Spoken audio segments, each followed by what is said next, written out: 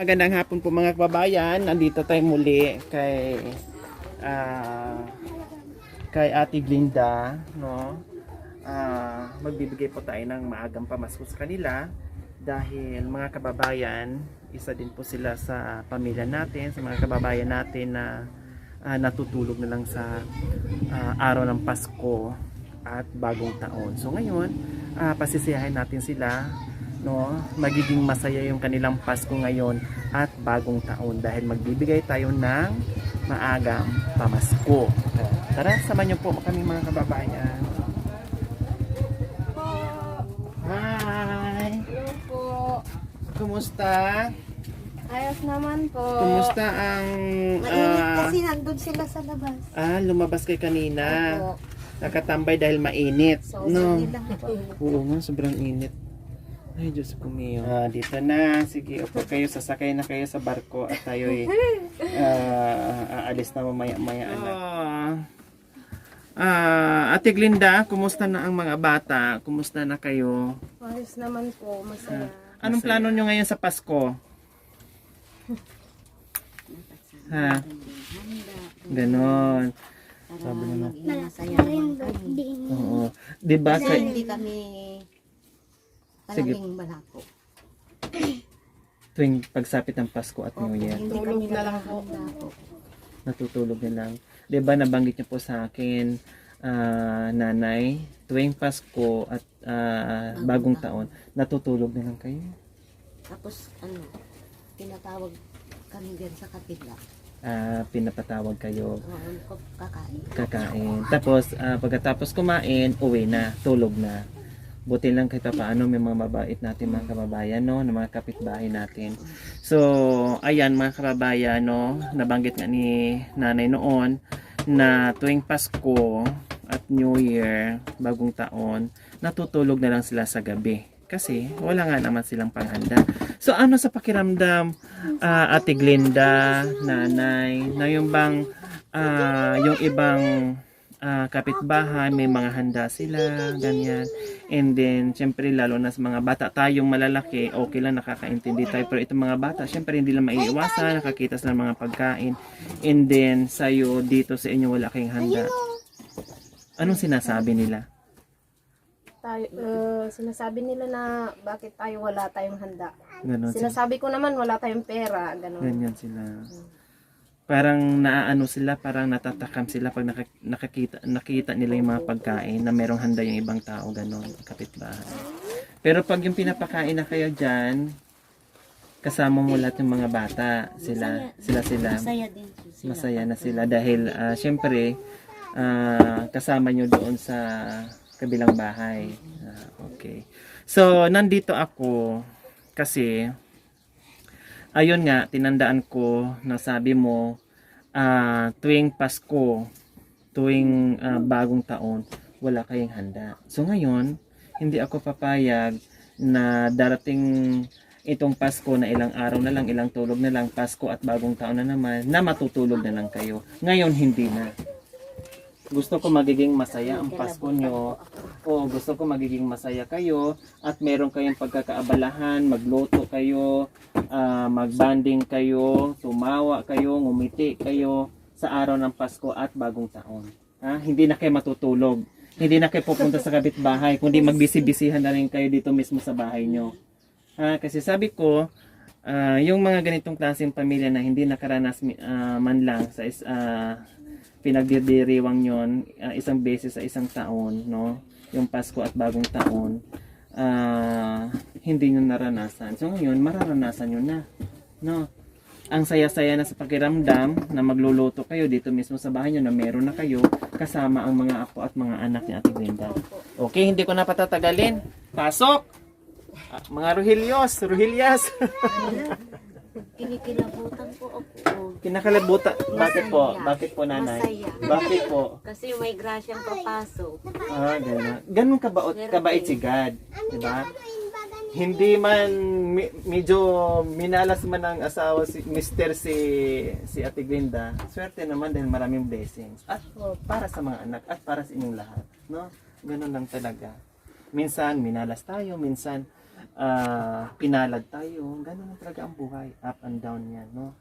So, ganun lang. Basta wag mawalan ng pag-asa, tuloy-tuloy. At importante, itong mga bata makapag-aral. Okay?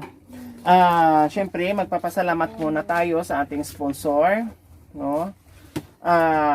Yung ating sponsor, Pinay Canadian Hilaw TV at Pinoy Hawaii Farmer. Ito yung mag-asawa, no, na nasa Canada at nasa Hawaii, na mga vlogger din po, mga kababayan. So please, paki-support nyo po, paki-bisita yung kanilang YouTube channel. Pinay Canadian Hilaw TV, Pinoy Hawaii Farmer. Mag-asawa po ito, mga kababayan, na nasa ibang bansa na nagbablog din. So please, paki-support nyo naman yung kanilang YouTube channel, paki-bisita nyo po at suportahan po natin. Maraming salamat po sa inyo, ma'am and sir. Nawa ay pagpalain ka ng Panginoong Diyos sa araw-araw upang sa ganon, marami kayong matutulungan na mga kagaya nila. Lalong-lalo na ngayon sa darating na Pasko at bagong taon, no? Mangingibabaw yung ating pagmamahalan sa isa't isa at bigayan sa isa't isa. Para sa ganon, magiging masaya yung ating Pasko at bagong taon. Maraming salamat po muli sa inyo. Buksan na. Okay, buksan na natin. So, syempre, may tinapay po tayo uli. Ayan, pamilyan din ng mga bata. Kasama na. Syempre, meron na kayong kape. No? May gatas na naman kayo.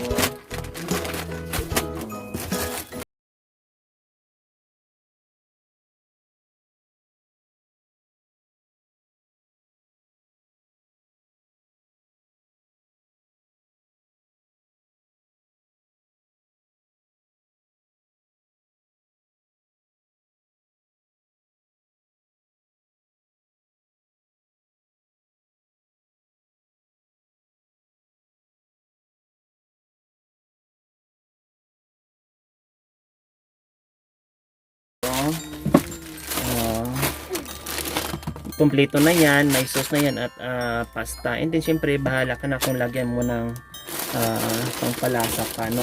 Syempre meron tayong pangpansit, pangpahaba ng buhay, no? Oh, di ba? Oh, syempre meron kayong pang-salad. Oh, may pang-salad. Oh, may gatas na din. At syempre meron ng krema. No, para magiging malasa at sasarap siya. Oh. Tapos, siyempre, hindi pwedeng walang kaong at natalikoko. Diba? Siyempre, lalong magpapalasa yung ating cheese. At meron na macaroni salad. Masarap yan. No? Siyempre, meron tayong inumin. So, ayan. O, diba? O, ano, Lola? Matutulog ka pa ba sa Pasko? Ha? Parang tumatay yung balahibo niyo Kaya po. nga po. Ayan, tumatay yung balahibo. O ano, hindi na kayo matutulog sa Pasko at bagong taon, no? Meron na. So, anong pakiramdam ngayon, Lola? Masaya po. Ha? Masaya. Masaya kayo na makikita nyo ang mga apo nyo na meron na kayong pagkain, no? Opo. Tamang-tama, wala kayong trabaho ngayon dahil papahinga kayo dahil doon sa, kasi dati kayong kasambahay, matagal na panahon na po, nanay, tama? So ngayon, tamang-tama, nagpapahinga kayo sa trabaho nyo, so meron na kayong, hindi na kayo mamblema na pambili nyo ng para sa Pasko at bagong taon, meron na. No, sinagot na ni God yung ating dasal at kahilingan, ito na yon. No? So ngayon, Ate Glinda, first time mo maghanda ng meron kayong maluluto sa Pasko at bagong taon, ano ang pakiramdam na mapagsalusaluhan nyo ito sa para sa mga anak Masaya mo? po kasi makakapagluto po ako ng mga gusto nilang pagkain. No, na hindi nila naranasan ng Pasko. Ngayon, sama-sama kayo dito sa bayat magluluto. No? So ngayon, yung Pasko nyo at New Year nyo, sulitin nyo. Kailangan magiging masaya kayo kasama ang mga apo at anak, no, na sulit ang Pasko at bagong taon kasi first time mag-celebrate no. So ngayon, okay na, at bukod pa po dyan meron isang sakong bigas. 'Di ba? Hindi na maghahanap si nanay kung saan siya uutang para dito sa mga apo niya. Meron pang isang sakong bigas. So makaluwag-luwag na yung isipan ni nanay, no, ni Lola at ni Ate Glinda kung saan sila mangungutang, kung saan sila lalapit para meron silang ipakain sa mga anak. Tama? Okay. So bukod pa po diyan, siyempre, wala pang wala pang karne. Hindi man ako pwedeng bumili ngayon ng karne, no? So, pambili nyo ng karne dyan para sa pansit, para sa spaghetti.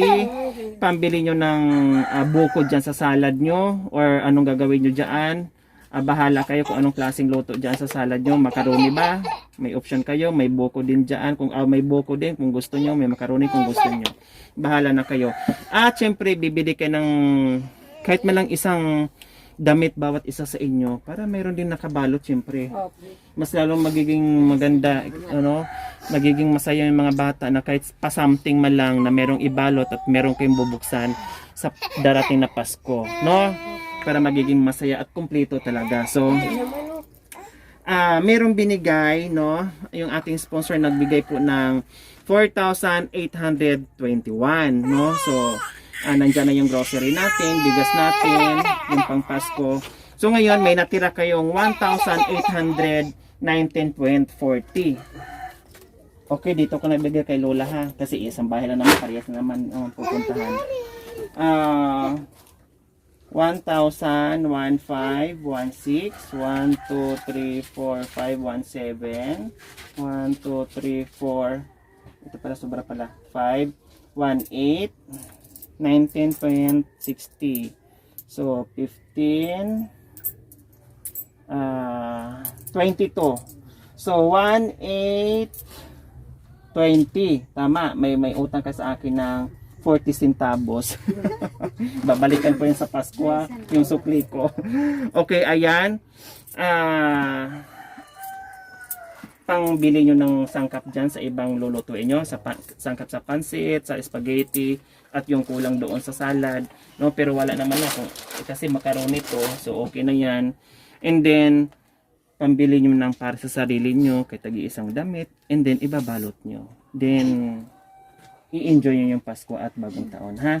Okay, maraming salamat po muli sa ating sponsor, Pinay Canadian Hilaw TV and Pinoy Hawaii Farmer. Maraming salamat po muli. Maraming salamat po sa nagbigay po ng pagkain po sa amin. Thank you po. Yun lamang po. Ayan. Nanay? Ganon din po. Maraming salamat sa nagbigay ng pagkain po. Ayan, walang anuman po. So ayan, nakangiti na si nanay, nakangiti na sila dahil ang Pasko nila ay magiging masaya na, no? Sa darating na magiging maliwanag na ang kanilang Pasko at bagong taon dahil meron na silang pagkain, no? May handa na sila at meron pa silang pabalot para sa mga bata. Okay, maraming salamat po mga kababayan. Huwag niyo pong kalimutan, paki-share at subscribe sa aking YouTube channel, Lori Aquino Talita. Maraming salamat po. God bless us all. Bye-bye! Bye-bye mga anak.